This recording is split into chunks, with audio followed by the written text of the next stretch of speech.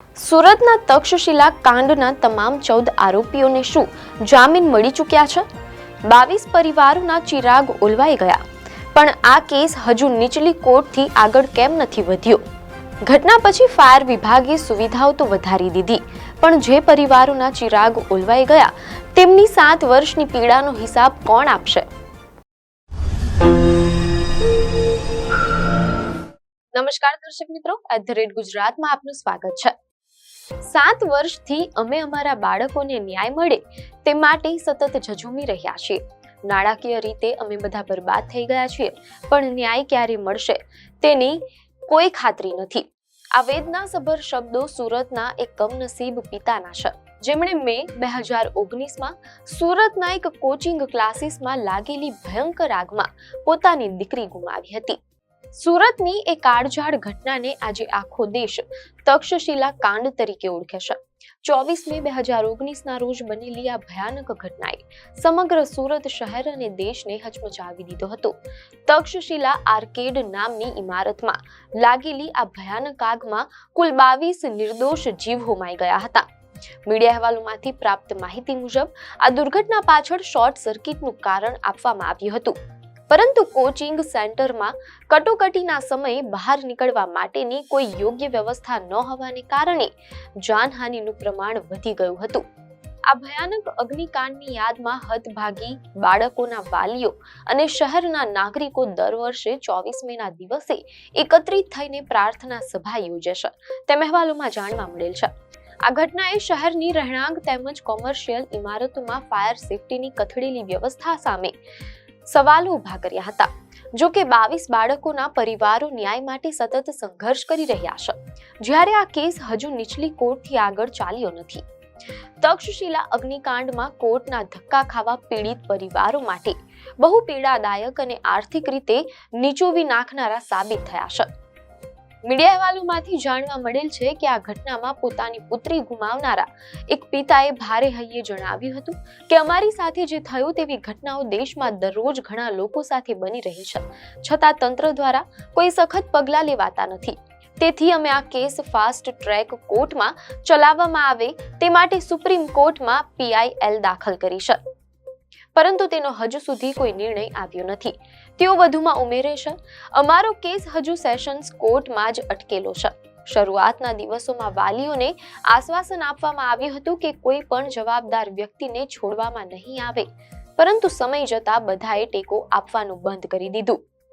અહેવાલોમાંથી એમ પણ જાણવા મળેલ છે કે આ કેસમાં વાલીઓ સ્પેશિયલ પ્રોસિક્યુટરની મદદથી કાયદાકીય લડત લડી રહ્યા છે, પરંતુ દુઃખની વાત એ છે કે કેસના તમામ 14 આરોપીઓને જામીન મળી ચૂક્યા છે.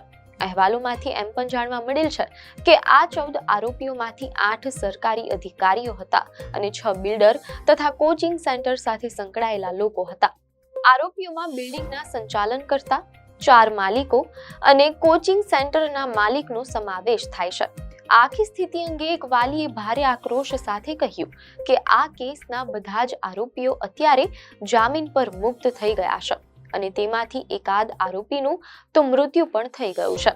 સુરત મ્યુનિસિપલ કોર્પોરેશને જે અધિકારીઓને લાપરવાહી દાખવવા બદલ સસ્પેન્ડ કર્યા હતા, તેમને ફરી નોકરી પર પાછા લઈ લેવામાં આવ્યા છે, પરંતુ અમે બરબાદ થઈ ગયા છીએ. મીડિયા અહેવાલોમાંથી પ્રાપ્ત માહિતી મુજબ દુર્ઘટનામાં સંતાન ગુમાવનાર અન્ય એક પિતાએ જણાવ્યું હતું કે કોર્ટના સતત ધક્કા ખાવા, સરકારી કાગળો તૈયાર કરાવવા અને બીજી દોડધામ કરવામાં પીડિત પરિવારો પર ભારે નાણાકીય બોજ પડ્યો છે. મોટાભાગના લોકો ખૂબ જ સાધારણ પરિવારમાંથી આવે છે, જેના કારણે આ લાંબી લડત તેમના માટે અત્યંત મુશ્કેલ બની ગઈ છે. કાપડના વ્યવસાય સાથે સંકળાયેલા એક અન્ય વાલીએ આર્થિક વાસ્તવિકતા સામે લાવતા કહ્યું કે 22 પરિવારોમાંથી 17 પરિવારો તો એવા છે જેઓ માંડ 12 થી 15,000 રૂપિયાના માસિક પગારે નોકરી કરે છે. તેમનો એકમાત્ર આર્થિક આધાર પણ છીનવાઈ ગયો છે. આ દેશમાં સામાન્ય માણસનું જીવન બહુ સસ્તું છે, પરંતુ ન્યાય મેળવવો ઘણો મોંઘો છે. તેની સાચી ખબર અમને આ કાયદાકીય લડતમાં પડી. આખી દુનિયાએ લાઈવ જોયું હતું કે તક્ષશિલા આર્કેડમાં ફાયર સેફટીની કોઈ વ્યવસ્થા જ નહોતી. અમારા નિર્દોષ બાળકોને ફાયર ડિપાર્ટમેન્ટ બચાવી શક્યું નહીં અને અંતે અમને તો બાળકોની માત્ર રાખ જ આપવામાં આવી હતી. પરિસ્થિતિ એટલી હદે વણસી છે કે તક્ષશિલા કાંડમાં સંતાન ગુમાવનારા કેટલાક પરિવારો આ કાયદાકીય ખર્ચને પહોંચી વળવા માટે પોતાનું ઘર વેચીને ભાડે રહેવા મજબૂર બન્યા છે. તક્ષશિલાની ઘટના પછી કોરોના કાળ આવ્યો, જેમાં ઘણા લોકોની રોજગારી જતી રહી. સાધારણ નોકરી કરનારા વાલીઓ જ્યારે કોર્ટની તારીખમાં જવા માટે રજા માંગે ત્યારે શેઠ રજા આપતા નથી. આવી સ્થિતિમાં અમુક પીડિત પરિવારોને બીજા પીડિત પરિવારો આર્થિક રીતે મદદ કરી રહ્યા છે તેમ અહેવાલોમાં જાણવા મળેલ છે. સાથે જ મીડિયાના અહેવાલમાં એમ પણ જાણવા મળેલ છે કે એક વાલીએ પોતાની લાચારી વ્યક્ત કરતા કહ્યું કે અમારી આર્થિક સ્થિતિ એવી નથી કે અમે સ્થાનિક સ્તરે પણ કોઈ મોટા અને સારા વકીલ રોકી શકીએ. તો પછી સુપ્રીમ કોર્ટના વકીલનો ખર્ચ ઉઠાવવો તો અમારા માટે બહુ દૂરની વાત છે. આ જ કારણે સુપ્રીમ કોર્ટમાં મેં પોતે હાજર રહીને દલીલો કરી છે. અદાલતે અમારી PIL ગ્રાહ્ય રાખી છે ખરી, પણ તેના પર કોઈ આખરી નિર્ણય લેવાયો નથી. અન્ય એક પિતાના જણાવ્યા મુજબ હજુ સેશન્સ કોર્ટમાં ઘણા મહત્વના સાક્ષીઓના નિવેદનો લેવાના બાકી હોવાથી આ કેસમાં હજુ ઘણો લાંબો સમય લાગી શકે તેમ છે. તેઓ કહે છે કે જ્યારે ઘટના બની ત્યારે અમને ભરોસો અપાયો હતો કે ઝડપથી ન્યાય મળશે, પરંતુ સમય જતાં બધું જ બદલાઈ ગયું. 7 વર્ષમાં અમારા બહુ મોટા ખર્ચાઓ થઈ ગયા છે. આવી પરિસ્થિતિમાં ન્યાય મળશે કે નહીં તેની શંકા છે, પરંતુ ભવિષ્યમાં અમારા બાળકો માટે અમે કંઈ ન કર્યું તેવો અફસોસ ન થાય, એટલે અમારાથી બનતા તમામ પ્રયાસો અમે કરી રહ્યા છીએ. મીડિયા અહેવાલોમાંથી જાણવા મળેલ છે કે આ સમગ્ર મામલે સુરતના તત્કાલીન મેયર ડોક્ટર જગદીશ પટેલે એક મીડિયા સાથેની વાતચીતમાં જણાવ્યું હતું કે તક્ષશિલા કાંડ એ સુરતના નાગરિકો માટે એક અત્યંત દુઃખદ ઘટના તરીકે હંમેશા યાદ રહેશે. જે ઇમારતમાં આગ લાગી તેમાં ગેરકાયદે રીતે કેટલાક એક્ઝિટ એટલે કે બહાર નીકળવાના માર્ગો બંધ કરી દેવાયા હતા. મીડિયાના અહેવાલમાંથી જાણવા મળેલ છે કે આ સમગ્ર મામલે સુરતના તત્કાલીન મેયર ડોક્ટર જગદીશ પટેલે એક મીડિયા સાથેની વાતચીતમાં જણાવ્યું હતું કે તક્ષશિલા કાંડ એ સુરતના નાગરિકો માટે એક અત્યંત દુઃખદ ઘટના તરીકે હંમેશા યાદ રહેશે. તેમણે ઉમેર્યું કે ઘટના પછી ત્વરિત કામગીરી કરીને જવાબદારી નિભાવવામાં આવી હતી અને દોષિતો સામે કેસ કરવામાં આવ્યો હતો. જે સરકારી અધિકારીઓ જવાબદાર હતા તેમની સામે પણ ફરિયાદ દાખલ કરીને કોર્ટ સમક્ષ રજૂ કરાયા હતા અને અદાલત પોતાની સમક્ષ રજૂ થયેલી હકીકતોના આધારે કામ કરી રહી છે.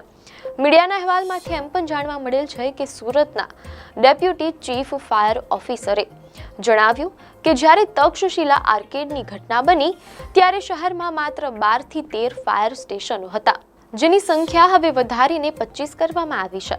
તે સમયે સુરતમાં TTL ટર્ન ટેબલ લેડર અને હાઇડ્રોલિક પ્લેટફોર્મ ઓછા હતા, જ્યારે હવે અમારી પાસે 5 TTL અને હાઇડ્રોલિક પ્લેટફોર્મ છે. આ ઉપરાંત અમે સૌથી વધુ 104 મીટરની ઊંચાઈ ધરાવતા TTL માટે ટેન્ડરો પણ બહાર પાડ્યા છે. તે સમયે ફાયર વિભાગ પાસે 600 થી 700 નો મેન પાવર હતો, જેને હવે વધારીને 1500 કરવામાં આવ્યો છે. ઉલ્લેખનીય છે કે તક્ષશિલા કાંડમાં મૃત્યુ પામેલા તમામ બાળકો કોચિંગ સેન્ટરના વિદ્યાર્થીઓ હતા.